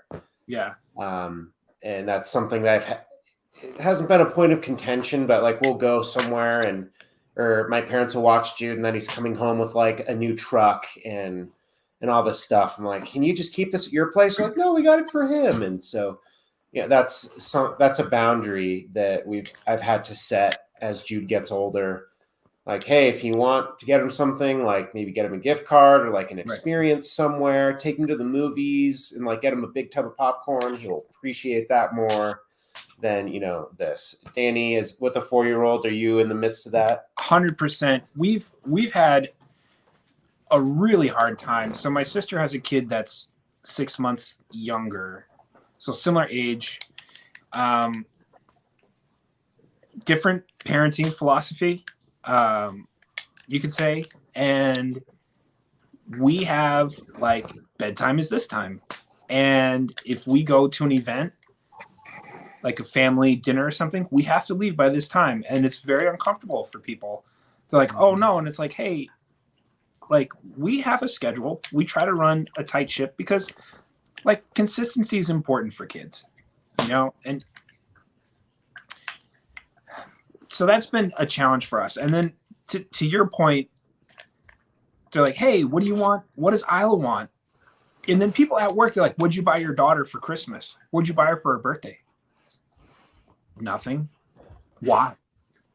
Because she's got a grandma and a grandpa and a grandpa and an auntie and a this. Like, I don't have to buy her anything. And then when they ask us what they want, what she wants, I mean, we have to be very specific with them. We're like, hey, she wants a book. She likes books. People don't like That's great. Books. And so we have to just, tell people. We had someone for the first time, and actually Chris Skunky knows them. We had someone for the first time watch our daughter overnight for 2 nights, and they took Isla to Target and they bought her figurines or whatever just because they wanted to spoil her. And then she got back into the car and she put the dolls down and she was back into her book. And this woman was like, I have 3 boys and I have never, and they're like grown, they're like high school age boys. She's like, I've never seen a kid put down plastic toys and open a book. And so, yeah, I mean, we're totally into that, but we really have to be like, okay, she needs this, or like, and I think in my relationship with my wife too, like we try to be more intentional with the gifts that we give, like my wife will make a donation to my favorite conservation society as my gift, we've gotten a little bit away from that recently. We've been trying to take care of each other, in like, records or, whatever we're interested in. But that's been it for us for a long time. It's like, yeah. So you have to set your boundaries with your family. I totally know what that's like. And they don't want to listen. And they do not want to listen. But it takes work. And also remember that kids are very relative. You can take a kid to Disney World and, buy the $26 ripoff sandwich and this and that and the other thing. And that's great, but you can also let them watch the garbage truck pick up the garbage, and that will be a hit. Yeah. Yeah. Like, they don't care about the dollars necessarily. No. Like they care that you're spending time and there's variety and interest. And I mean, a cardboard box is sometimes the best part of the gift. Yep. Spoken like a cat. Some incredible engineering. Pete, how's Arlo's first Christmas looking? What are you guys doing? Yeah, trying to get the grandparents to come to our place because, like Danny was saying, we have a strict bedtime with him, and sometimes they're a little confused with that. Especially my mom, like, oh, like why? Like, how do you like put him down and like so early? It's like, well, we set up a very strict bedtime and he sleeps like 13 hours throughout the night. Right. And like we're able to sleep, because we set this up. So yeah, that's sometimes very difficult. So I understand that. But yeah, Arlo, yeah, we got him a gift. and I'm sure the grandparents are going to give them gifts. So this is our first Christmas, so it's going to be a learning experience for us. Just seeing what happens and what ridiculous things people buy them and whatnot. So, yeah. And I very, I very well could end up with a Christmas baby, which will be an interesting. So like you interesting guys are thing really to due discuss. like any minute. Yeah. Yep. End of next week at the latest. Wow. I was really Wow. really hoping that it could happen on this stream, like that, like you would be called away during this Live stream. birth. Time. Live birth on Birth, high. Can we have an exception of nudity? The live birth. Man, I mean, it's crazy, man. Bring some. How's your stomach? Like, how are you with smells? I can't hold my Whoa. breath. I'm serious. Are you okay? Yeah, generally. Bring some Tums, man. I don't know why I brought Tums. I don't have Tums in the house to this day. How I had Tums, I have no idea. I That sounds really literally, smart. just from the fumes itself, I was gonna vomit. But I just threw down some Tums and I was solid. Childbirth smells awful. I'm adding it to my labor bag list. Yeah. Bourbon as well. As soon as your wife, is she planning to get an epidural? Not planning to.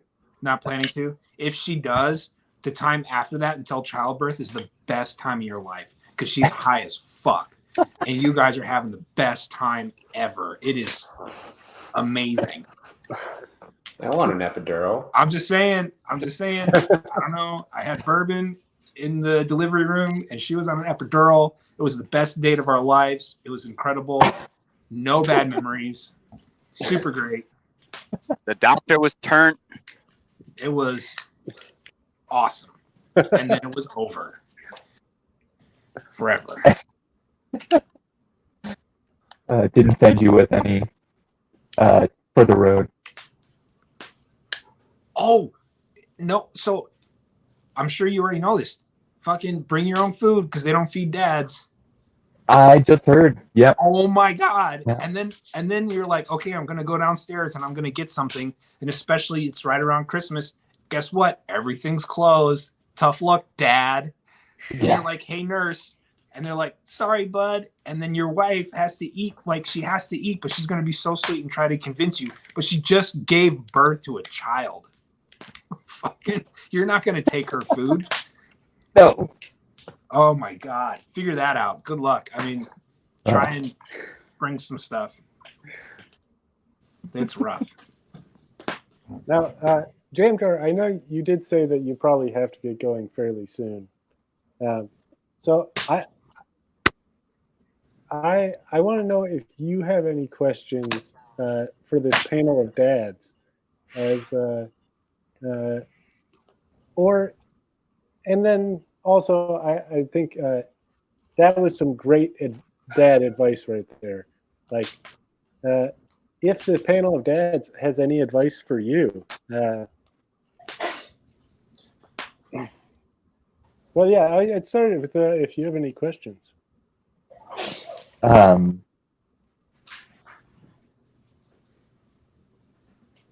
suppose that, yeah, I've always heard, like Danny was saying earlier, of like, you're letting us leave with this thing? Like, this is legal? Like, you guys are professionals here. We have no clue what we're doing yet, but I mean, don't you have to give us like some kind of, I don't know, isn't this like a liability for the hospital for us to leave? It's crazy. The child is born. They get a tracking bracelet, anklet. They have like literally they're on house arrest. You can't pick them up and walk them down the hallway. You can't do any of this stuff. They're like highly supervised, highly monitored, and then all of a sudden, without giving you any like practice, without being supervised, they're like, "Oh yeah, it's time for you to go." Yeah. I mean, literally, they have a tracking bracelet, and they they don't let you leave the room holding the baby, and then they let you go. It's crazy. You Don't be don't afraid. time. Don't be afraid to yell at the nurses. And that's a terrible thing to say because I don't believe in being bad to people. But like, if your baby is a crier and she finally goes to sleep, and your wife finally goes to sleep, and then they open the door to do their like midnight vitals check, tell them go the fuck away Yeah, and mean that was the That's worst. So That's I what the feel bourbon like really helps with. Gives you the edge. I feel like there was some of that feeling of like, oh wow, you're letting me walk away with this. But at the same time, I think we were so glad to get out of the hospital. Like mostly for that reason of just like all those nightly checkups. Baby just goes to sleep, and then you're like, oh, I could close my eyes for a second, and then 5 minutes later, someone's coming in and just being like, all right, let me prod the baby, let me prod your partner, let me wake everyone up. Yep. Yeah. It's probably some of the worst sleep I've ever had in my entire life. terrible. And yeah. I suppose what would your partner say was the most appreciative thing that you did for them during the main event or shortly after? I mean, I feel like that was the most like useless I've ever felt in my entire life. Like during that experience, like you're trying to be supportive, but you're just like, dabbing their head with a damp cloth and being like, good job. I don't know. I think the closest situation that I've had it's about my dad. I used to run track in high school, and I would run the 400, and that race is just awful. And the last 50 meters, you're just like dying. Your legs are jelly. You can't breathe. And so I'd be just trying to finish this race, and I would always hear my dad telling me, push it, go faster. And I would just want to kill him. Like, I'm going as fast as I can, old man. And I feel like that was kind of the birthing experience where it was just like, obviously, my partner was doing everything she could at that time. And for me to say like, push, go hard, you're doing great. Like it just would not have helped. So I just kind of stepped to the side. At that point, there was nothing I could do. Yeah. I noticed that none of the doctors looked to see if my kid had 10 fingers and 10 toes. Not that like it matters like on a larger scale, but like no one was curious if my baby was an alien or not. And so I asked them to please check. And I think my wife appreciated that. But there was a question about the bracelet tracker thing. And I think like it has to do with what level you're on. If the baby gets too close to windows or the baby moves from where they're supposed to be, because not all humans are savory, so there is like a level of security I know involved there. So I know if you brought the baby too close to the exit, alarms would go off. So no way. Yep. Arlo had the tracking bracelet too. Yeah. Mm-hmm. Oh, Arlo. I'd never heard of that. That's interesting. I don't think Jude had that, but I could be wrong. I'm often wrong about many things. Like the elevator doors won't open if you don't have a nurse with like a key card and you have a baby with an ankle bracelet. Like we set the alarm off. They're trying to get us from the delivery room to the post delivery room out of the less nice of the two hotel rooms. And we had to get on an elevator, and the nurse was having problems with her like swipe card, and the alarm was going off. Like we were trying to like take our baby out of the hospital. Chaos. Yeah. Our baby, by the way, like our child that we paid you to give us. Yeah. Crazy. Jamjar, Skunky, go have you- easy on yourself. Yeah. That's the only advice I have. You'll figure it out. Yeah. Everybody does. And our advice won't matter in the situation anyway, because it'll be yours. Yeah. You get real good at nodding along when people give you advice. Like, oh, thank you. Appreciate it. I'll weigh in with one little thing that two little things that I know actually. To ppdaddy specifically and jamjar. One is if you change the diaper, if you're such an unfortunate soul, if you fold the top edge in towards their little bottom, it'll help prevent spillage and blowout action.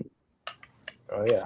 So there's that. And if they're crying real hard and they don't want to stop crying, you can either try reggae music. It calms kids down really well, and the BPM is very soothing if you rock them to that. And if that doesn't work, you can try the advanced technique of folding their right arm in, folding their left arm in, holding your hand over the arm, and holding the baby tummy down at about a 45-degree angle and really gently rocking them, and that usually works. It's incredible. I've heard of that. Yeah. Have you other dads tried that? That worked a few times on Arlo. Yeah. I don't know anything about angles, so I have to pass.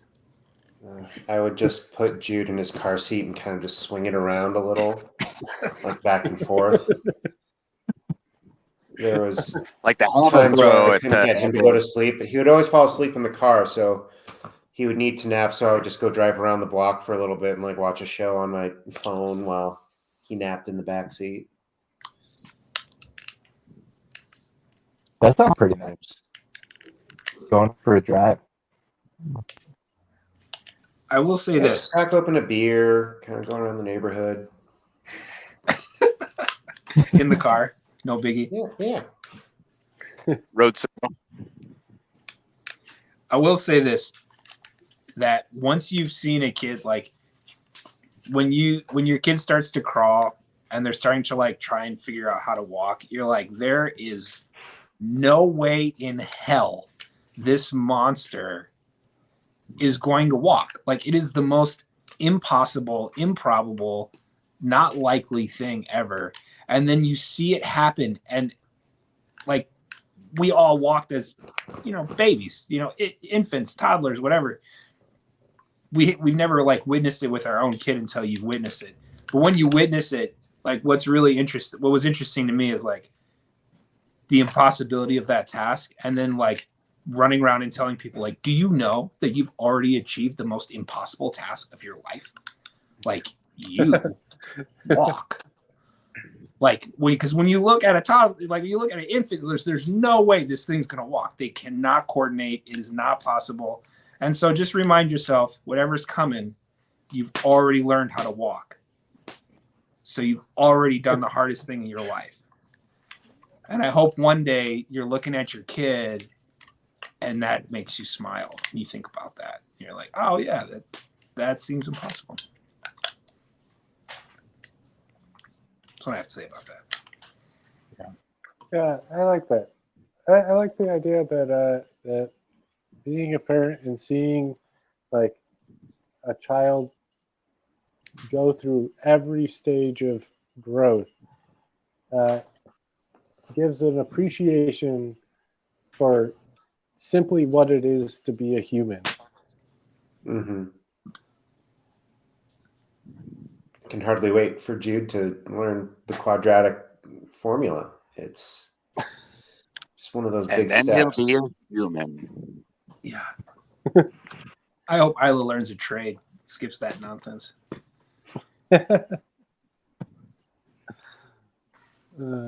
Jude wants to be, what is it? He told me the other day. Wants to be an astronaut, a professional gamer.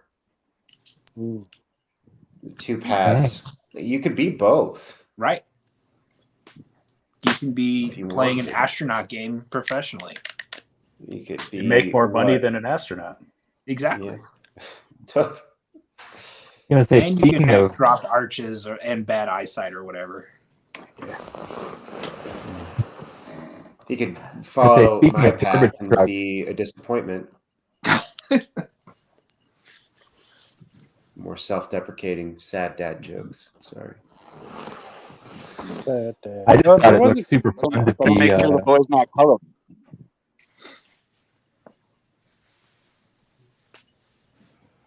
I didn't hear anything just then. there were a lot of. I was just gonna say, speaking of garbage trucks, earlier, that was one thing that I thought looked super fun as a kid, riding on the back, tossing things, and I imagined it encompassed just like. I think I even said that it was like a climbing things and drinking beer, riding on the back of a truck around, waving at the friendly neighbors. And so my daughter's the friendly neighbor. Like she waves at all the city buses, has waved. And I remember one time my aunt and uncle were over and like she waved at the city bus and they like pull over and like it's like an incredible experience. And then my uncle's like, oh, what if she becomes a city bus driver? And I had to like,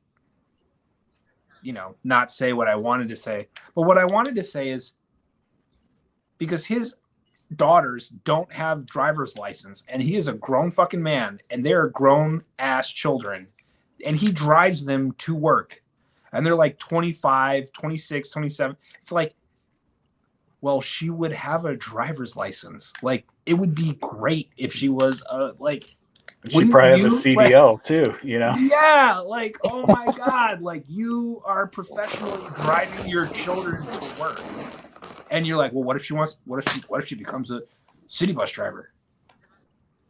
Good. She has a job making money, and Yeah, Cool. great. She is independent. Man, that just blew my mind. I just couldn't handle that. But that would be a lot of tongue biting for me too.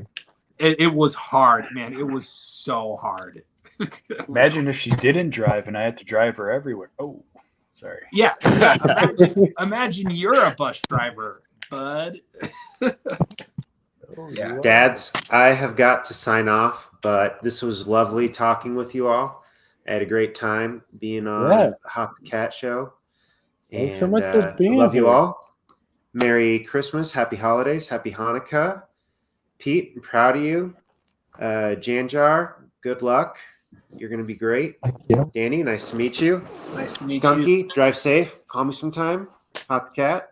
Stay handsome. Have a great night. Thanks so much for being here. You guys too. Thanks again for having me. Great dad talk. Bye. Bye.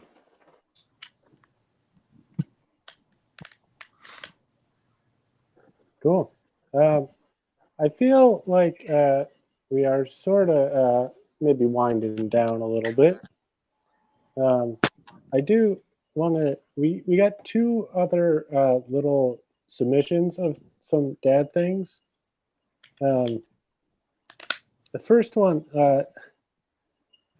was a real short little video that I think seems to capture some essence of dad life, just from an outsider perspective. But here it is.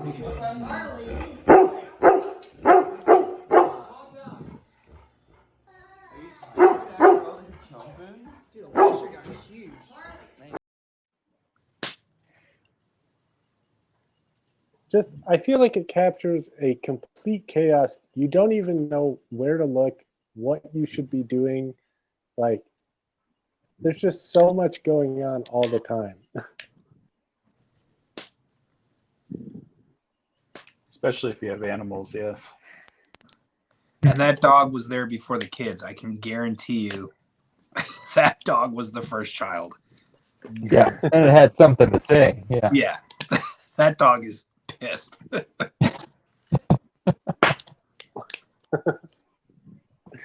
Yeah, my dog was the first child, and he does not let us forget. But it gets along with Isla. Yeah, big time. Mm. I mean, he's got anxiety, and he's a rescue, and he comes with all the things he comes with, but they get along. Yeah. He tolerates her. So the last thing that we got was a text from a dad. I'm not sure if Purple Crane 7, I think, is still in the chat, but I believe this is from Purple Crane's dad. I don't know. Shelton, do you want to come on and read this? I feel like it'd be interesting if you did. You don't have to, though. Hi. Shelton's been helping out in the back, putting up comments, moving us around, Oh, on the production of the show. I was just going to say, 7 Shelton, welcome. Howdy, howdy. I have to look up this text, so hang on one sec. I'm just going to type in dad, and I think it should be the first text that comes up, because it's not my dad. Oh. David. Too many Davids.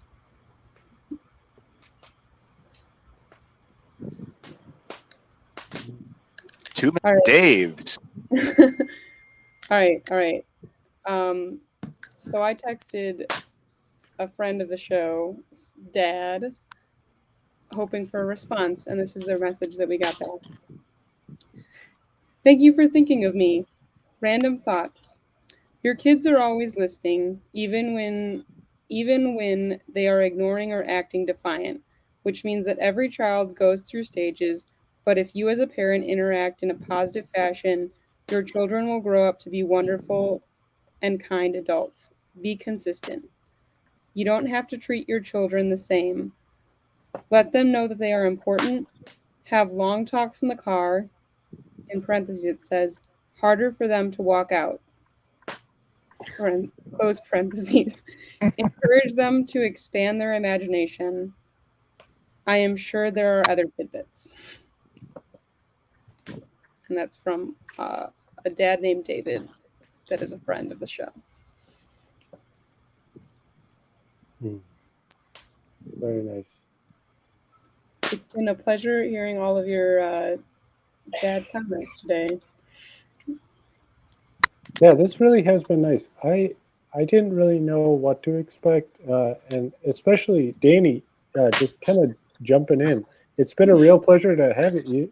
You really, I feel like you've brought a lot. And I feel like you also kind of like brought the connection kind of through John.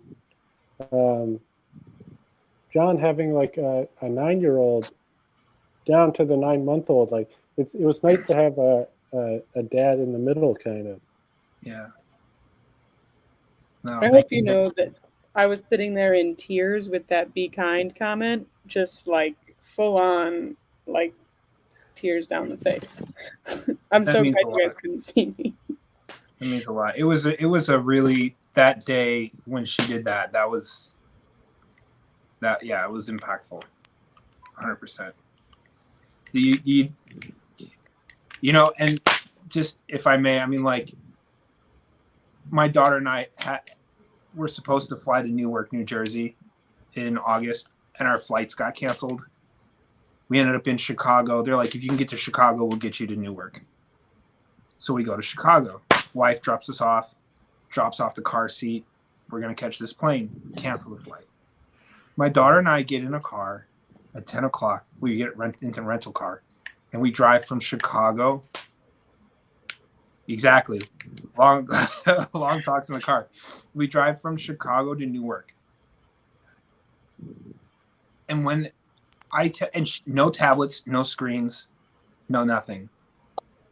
And what I learned in that experience is anytime I've ever lost my cool with her, I was wrong. Like, there are times where I've lost my shit because I can't process what, like, she's putting me through. I was wrong. She sat in a car straight for like 14 hours and was thoughtful and understanding. And like, it really made me think about how I respond to her if she's going through something. And I never expected in a million years for like a kid to be like, show me that, you know? So they're magic. Yeah. I think my dad, like, I think one of the kindest ways to describe it is just like triumphant patience. I think that's a quality dad value, triumphant patience. I love that. Yeah. That's a bumper sticker.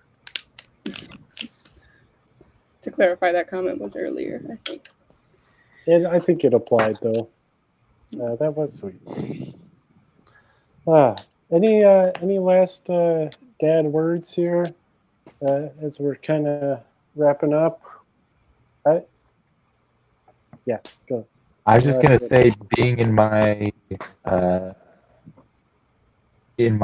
circumstance, very nearing official dadhood, it has been very uplifting, wonderful talking to you.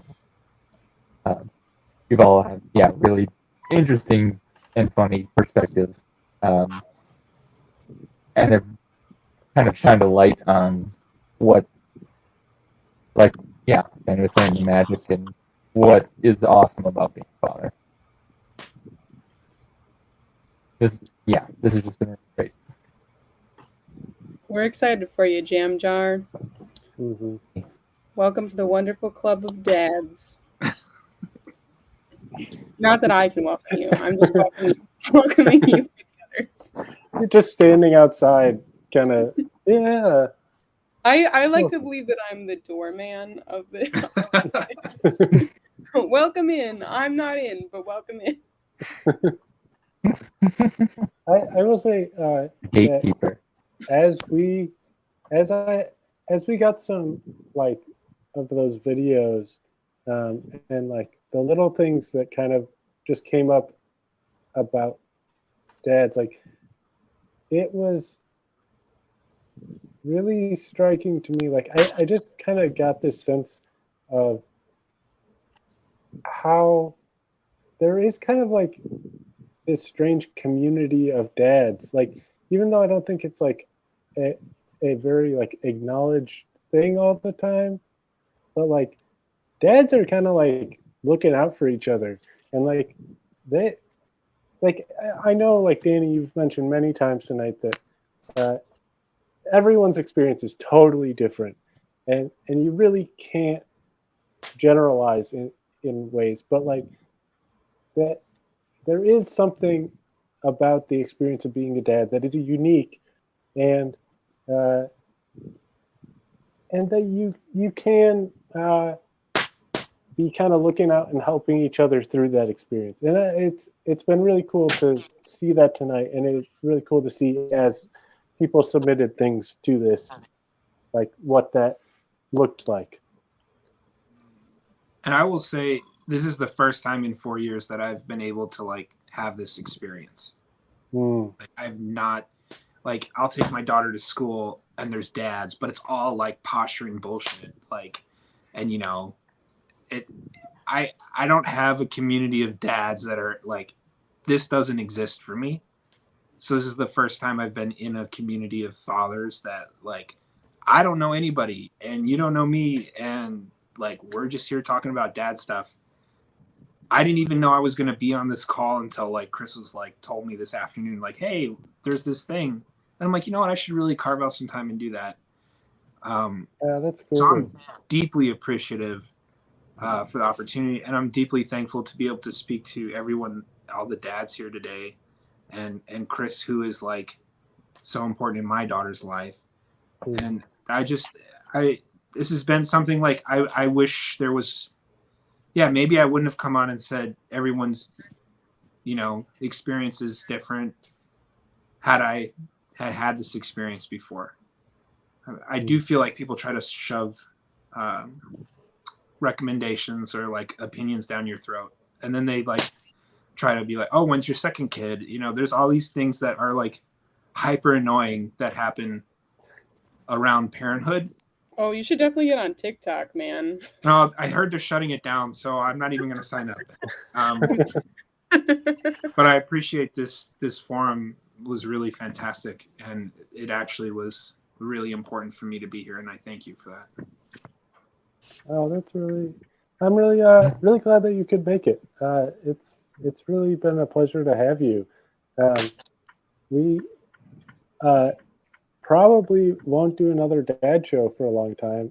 We do a lot of different weird creative stuff, but I don't know. It makes me think that like, there probably are kind of like dad groups out there. If there aren't, it probably would be a good thing to have.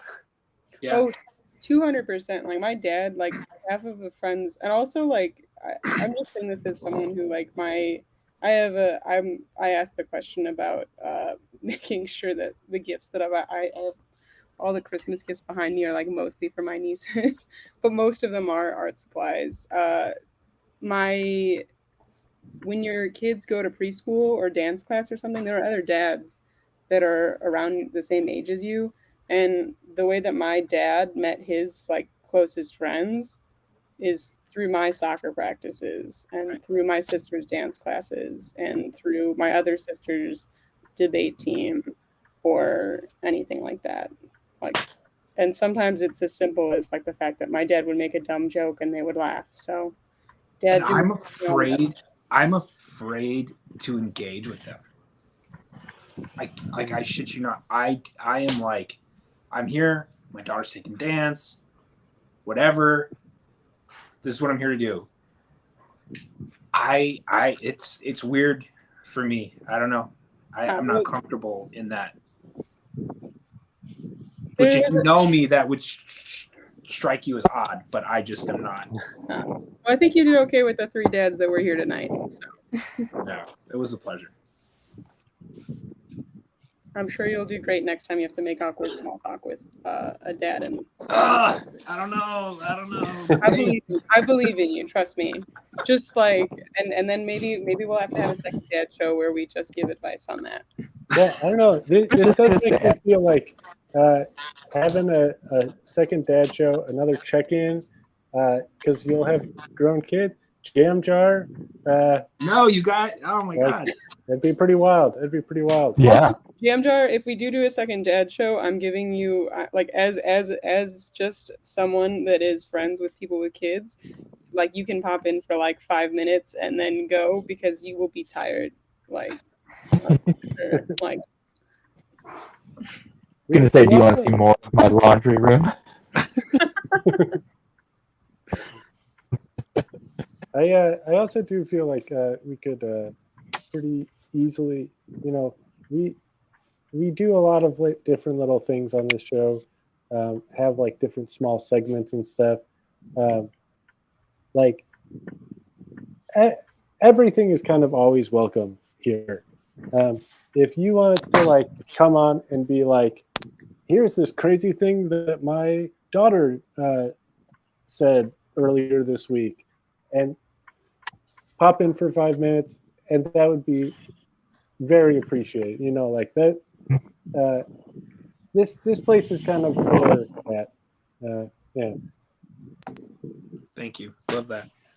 Yeah. I was just gonna say one thing we didn't touch on, which we should maybe save for later. In the group text with John this morning, he said he was excited to talk about the weather. Speaking of small and dad. Yeah. I mean, there's some good weather happening. There is. We're getting our first big snow in Chicago. Hold on, my child is screaming at me.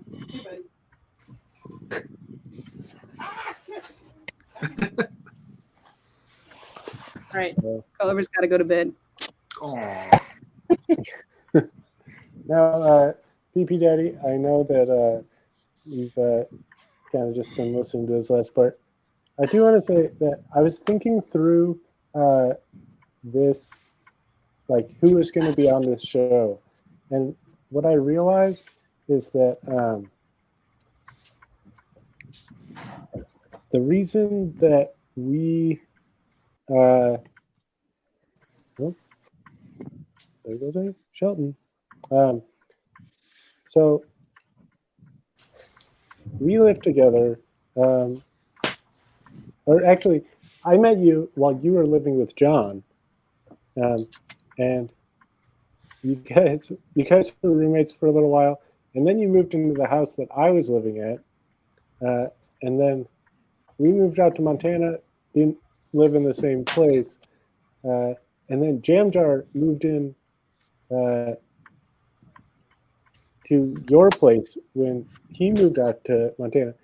So in a way, like you are the through line for this group of people. The person that kind of like has, I don't know, kind of maintained then the like kind of meeting point for a lot of us, and then also like kind of kept us in touch.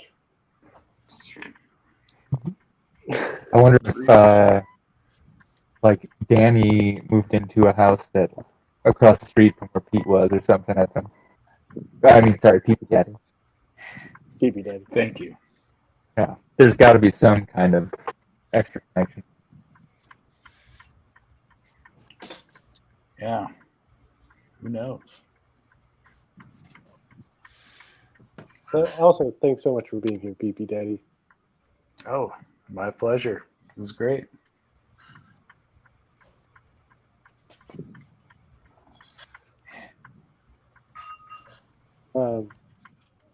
Yeah.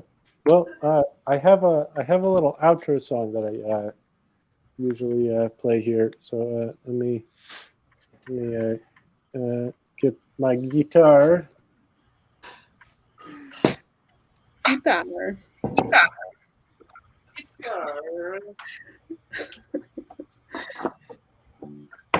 Well, yeah.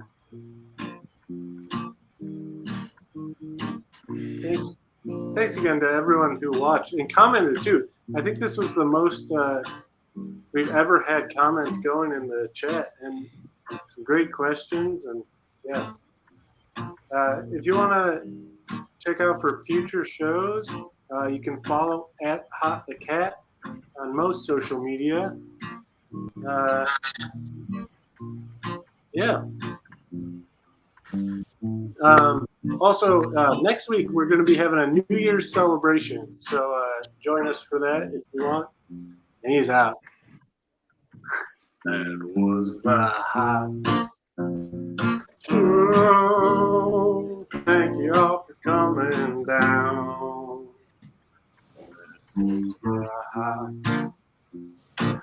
Oh, thank you all for sticking around. Hope you had some fun. The show is done, so make like a tree and leave.